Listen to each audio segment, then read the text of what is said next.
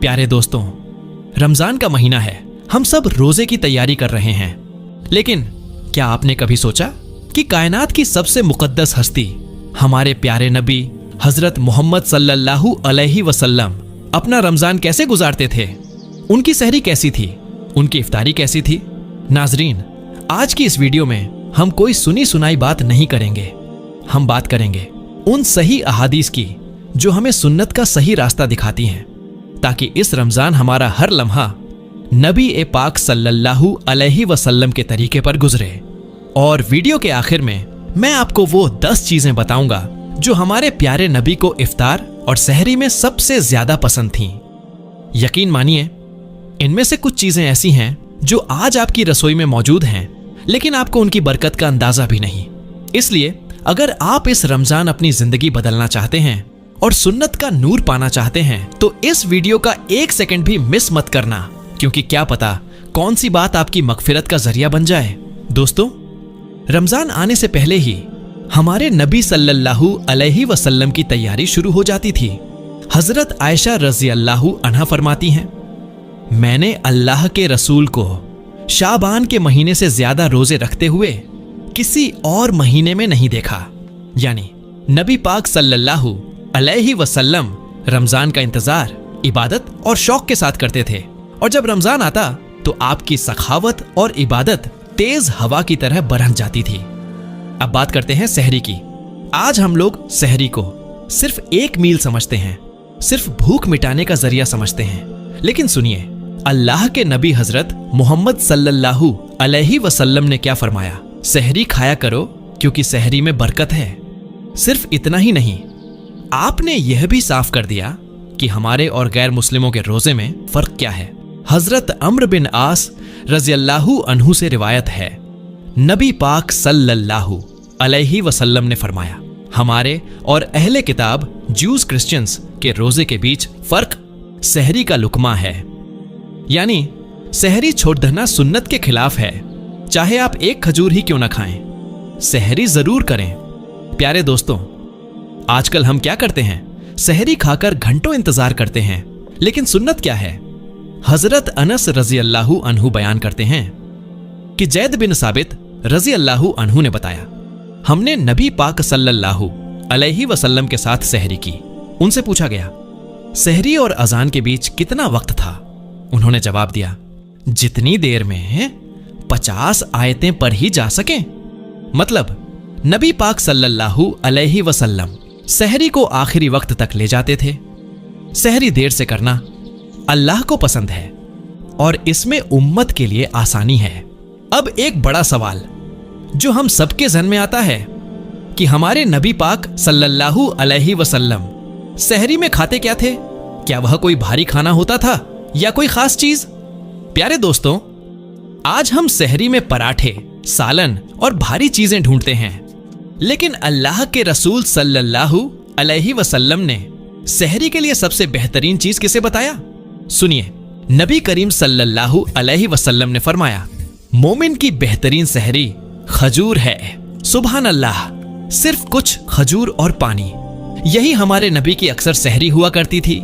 आज की साइंस भी कहती है कि खजूर में वह ताकत है जो इंसान को पूरे दिन तरोताजा रखती है। प्यारे दोस्तों, नबी पाक सल्लल्लाहु अलैहि वसल्लम की जिंदगी सादगी की बेहतरीन मिसाल थी।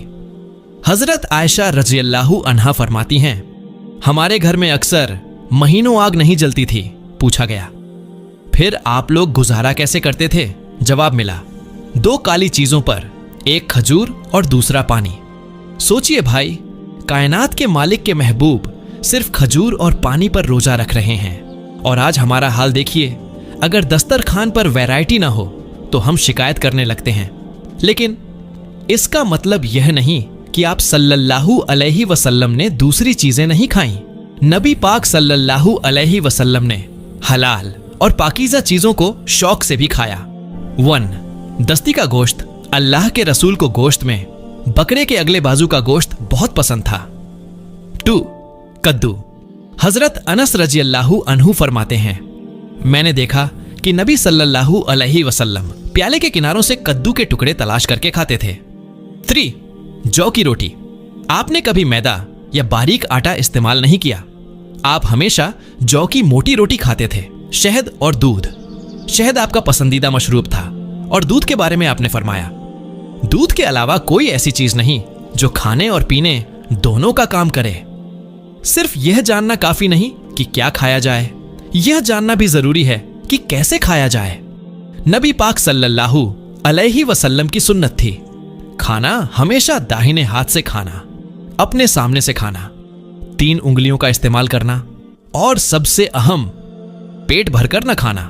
आपने फरमाया, इंसान के लिए चंद लुकमे काफी हैं जो उसकी कमर सीधी रख सकें। अगर ज्यादा भूख हो तो एक हिस्सा खाने के लिए, एक हिस्सा पानी के लिए और एक हिस्सा हवा सांस के लिए छोड़ दो। प्यारे दोस्तों, दिन भर अल्लाह की रजा के लिए भूख और प्यास बर्दाश्त करने के बाद वह घड़ी आती है जिसका इंतजार हर रोजेदार को होता है, इफ्तार का वक्त। क्या आप जानते हैं? इफ्तार के वक्त अल्लाह ताला आसमान के फरिश्तों के सामने अपने बंदों पर फख्र, प्राउड करता है। लेकिन क्या हमारा इफ्तार सुन्नत के मुताबिक है? चलिए देखते हैं सही अहादीस क्या कहती हैं। दोस्तों, आजकल हम अक्सर घड़ी देखते रहते हैं और बिल्कुल आखिरी सेकंड तक इंतजार करते हैं, लेकिन सुन्नत क्या है? नबी पाक सल्लल्लाहु अलैहि वसल्लम ने फरमाया, लोग उस वक्त तक भलाई पर रहेंगे जब तक वे इफ्तार में जल्दी करेंगे, यानी जैसे ही सूरज डूब जाए और अजान हो जाए, इफ्तार में देरी नहीं करनी चाहिए। यह सुन्नत के खिलाफ है। आज हमारे दस्तरखान पर तली हुई चीजें, समोसे, पकौड़े और कोल्ड ड्रिंक्स की भरमार होती है, लेकिन हमारे नबी सल्लल्लाहु अलैहि वसल्लम का अंदाज क्या था? हजरत अनस रज़ियल्लाहु अन्हु फरमाते हैं, अल्लाह के रसूल सल्लल्लाहु अलैहि वसल्लम नमाज मगरिब से पहले ताजा खजूरों से इफ्तार फरमाते थे। अगर ताजा खजूर रुतब न होती तो सूखी खजूर तमर से इफ्तार करते, और अगर खजूर भी ना होती तो पानी के चंद घूंट पी लेते। सुभान अल्लाह, कितनी सादगी थी उस इफ्तार में जिसमें जमीन व आसमान का मालिक बरकत डालता था।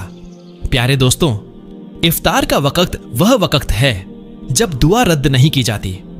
नबी पाक सल्लल्लाहु अलैहि वसल्लम ने फरमाया, 3 लोगों की दुआ कभी रद्द नहीं होती। उनमें से एक रोजेदार है जब तक वह इफ्तार न कर ले। मगर अफसोस, इफ्तार के वक्त हम दुआ मांगने के बजाय खाने की चीजों को सजाने और बातें करने में मशगूल रहते हैं। भाई, वह वक्त अपनी आखिरत मांगने का है, वह वक्त अल्लाह को मनाने का है। नबी पाक सल्लल्लाहु अलैहि वसल्लम ने एक और बहुत बड़ी खुशखबरी दी है। आपने फरमाया, जिसने किसी रोजेदार का रोजा इफ्तार कराया उसे भी रोजेदार के बराबर सवाब मिलेगा, बिना रोजेदार के सवाब में कमी किए। सोचिए, अगर आप अपनी इफ्तारी में से किसी गरीब को या अपने भाई को थोड़ा सा हिस्सा देते हैं तो आपको एक मुफ्त रोजे का सवाब मिल जाता है। दोस्तों, सहरी और इफ्तार के सुन्नत तरीकों को जानने के बाद अब एक सबसे अहम बात, क्या रोजा सिर्फ भूखा और प्यासा रहने का नाम है?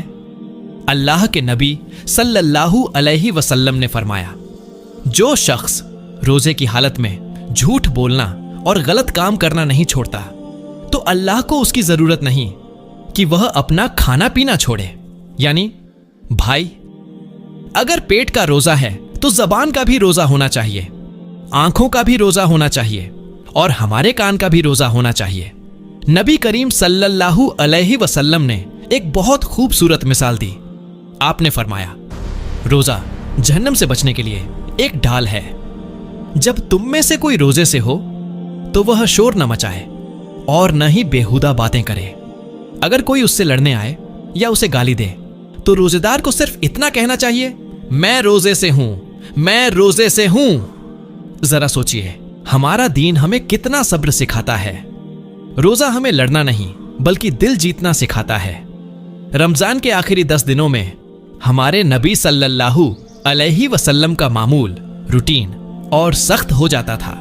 आप रातों को जागते, अपने घर वालों को जगाते और इबादत के लिए कमर कस लेते। यही वह दिन है जिनमें लैलातुल कद्र छुपी है, वह रात जो 1000 महीनों से बेहतर है। नबी पाक सल्लल्लाहु अलैहि वसल्लम ने हमें सिखाया कि रमजान का असली मजा आराम करने में नहीं बल्कि रब को मनाने में है। दोस्तों, जैसा कि मैंने वीडियो के शुरू में वादा किया था, आइए अब जानते हैं वह 10 चीजें जो हमारे नबी पाक सल्लल्लाहु अलैहि वसल्लम को बेहद पसंद थीं और जिनमें शिफा और बरकत छुपी है। नंबर 1, खजूर। आपकी सबसे पसंदीदा चीज, जिसके बारे में आपने फरमाया कि जिस घर में खजूर हो वह घर वाले भूखे नहीं रहते। नंबर 2, कद्दू। आप इसे सालन में तलाश करके शौक से खाते थे। नंबर 3, जैतून का तेल। आपने इसे खाने और लगाने का हुक्म दिया क्योंकि यह मुबारक दरख्त से है। नंबर 4, शहद। तमाम बीमारियों के लिए शिफा और आपका पसंदीदा मशरूब। Number 5, shoulder meet. गोश्त में आपको कंधे का हिस्सा सबसे ज्यादा पसंद था। नंबर 6, जौ। आप जौ की रोटी और जौ का दलिया तलबीना बहुत पसंद फरमाते थे। नंबर 7, दूध। आपने फरमाया दूध के सिवा कोई चीज खाने और पीने दोनों की कमी पूरी नहीं करती। नंबर 8, सिरका। आपने फरमाया सिरका क्या ही बेहतरीन सालन है। नंबर 9, तरबूज। आप अक्सर ताजा तरबूज को खजूर के साथ मिलाकर खाते थे। नंबर 10, अंजीर। इसे आपने जन्नत का फल बताया और जोड़ों के दर्द के लिए मुफीद करार दिया। ये सिर्फ खाने की चीजें नहीं हैं, ये सुन्नतें हैं। अगर हम इस नियत से इन्हें खाएं कि हमारे नबी पाक सल्लल्लाहु अलैहि वसल्लम को पसंद थीं, तो ये हमारे लिए इबादत बन जाएंगी। दोस्तों, आज की इस वीडियो का मकसद सिर्फ जानकारी देना नहीं था, बल्कि खुद को और आपको उस रास्ते पर लाना था जिस पर हमारे नबी चले। कितना खुशनसीब है वह इंसान जिसकी सहरी सुन्नत के मुताबिक हो, जिसका इफ्तार सुन्नत के मुताबिक हो और जिसका अखलाका मोहम्मद मुस्तफ़ा सल्लल्लाहु अलैहि वसल्लम के जैसा हो। यह रमजान शायद हमारी जिंदगी का आखिरी रमजान हो, इसे जाया न करें। समोसे पकौड़ों से ज्यादा अपनी मगफिरत की फिक्र करें। अल्लाह ताला से दुआ है कि वह हमें इस मुकद्दस महीने में ज्यादा से ज्यादा इबादत करने की तौफीक अता फरमाए। ऐ अल्लाह, हमारे रोजों को कबूल फरमा, हमारी सहरी और इफ्तारी में बरकत दे और हमें नबी ए पाक सल्लल्लाहु अलैहि वसल्लम की सुन्नत पर मरते दम तक कायम रख। आमीन या रब्बल आलमीन। प्यारे दोस्तों, अगर आपको यह वीडियो पसंद आई हो और आप सुन्नत को फैलाने में हमारा साथ देना चाहते हैं तो इस वीडियो को शेयर जरूर करें। कमेंट में सुभान अल्लाह लिखना ना भूलें और हमारे चैनल TR इस्लामिक स्टोरीज को सब्सक्राइब करके इस नेक काम का हिस्सा बने। मिलते हैं अगली वीडियो में, तब तक के लिए फी अमानिल्लाह।